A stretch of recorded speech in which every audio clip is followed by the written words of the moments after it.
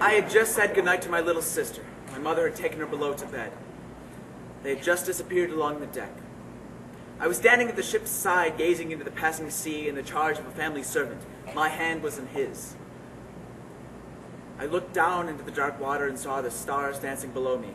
Above, they filled the sky. The night was very still. Only the lap and swish of the sea and the gentle creaking of the boat. And then suddenly a grinding crash, and I found myself in the sea. I struck out, felt an arm around me. It was the old servant.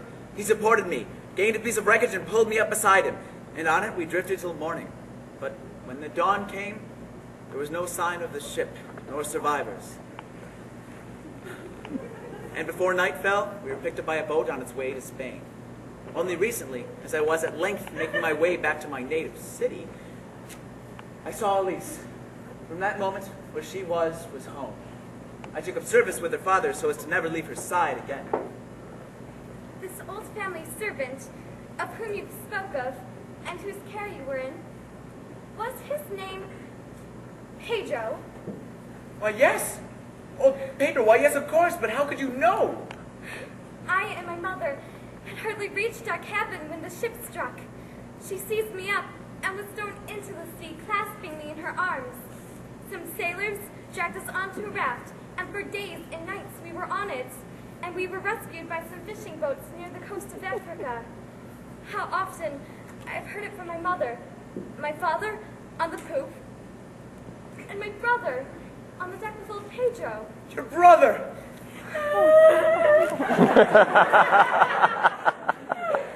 Have you any further proof of this strange story in which you so strangely agree? My father's ring. He gave it to old Pedro, and old Pedro returned it to me on his deathbed. The ways of God are mysterious. How well I remember giving that ring to old Pedro. You?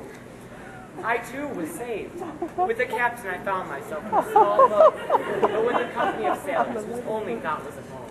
They resisted every command, every entreaty to remain, even for a moment, at the scene of the wreck. They turned the boat towards home, and their oars dipped and pulled and dipped till we beached on the shores of Italy. Caring little whether I lived or died, I returned to Naples, where I found my estates untouched. And there I have lived for 16 years, mourning the loss of my wife and children. I came here under an assumed name to start life anew. And here, miracle of miracles, I find.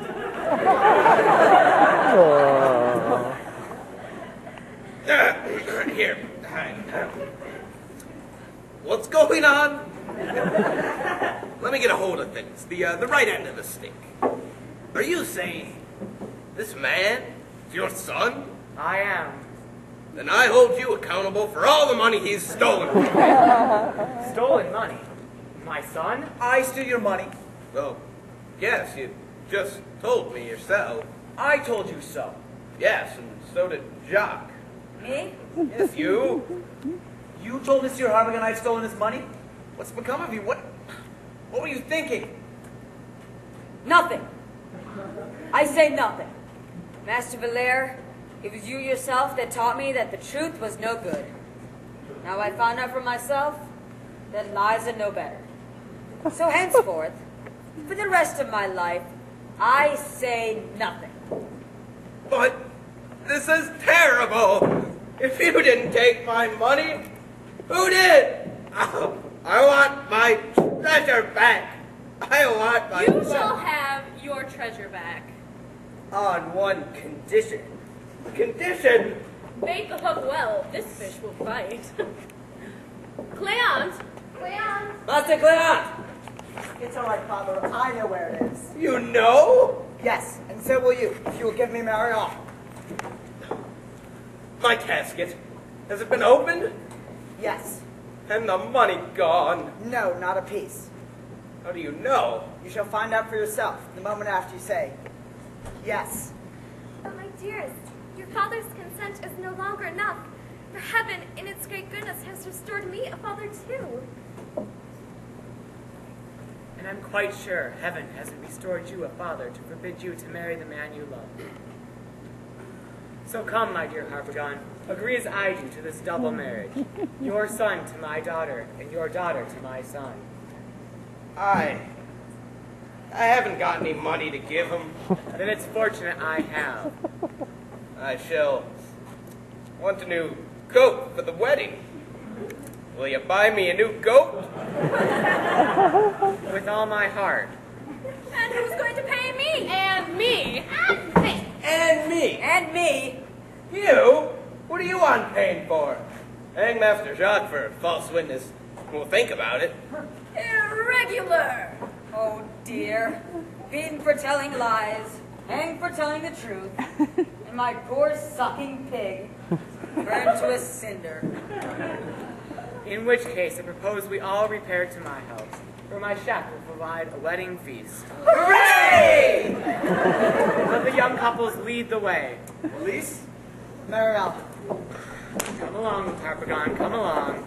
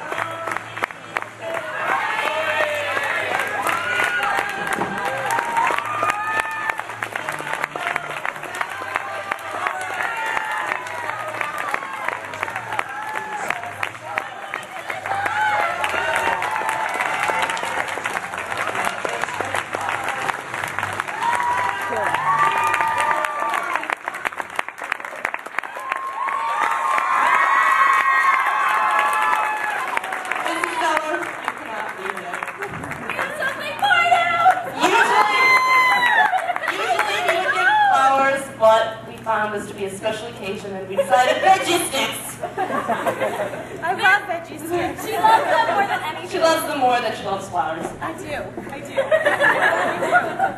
And that's from all of us. Thank you guys so much. Who's crying? Oh, and chocolates.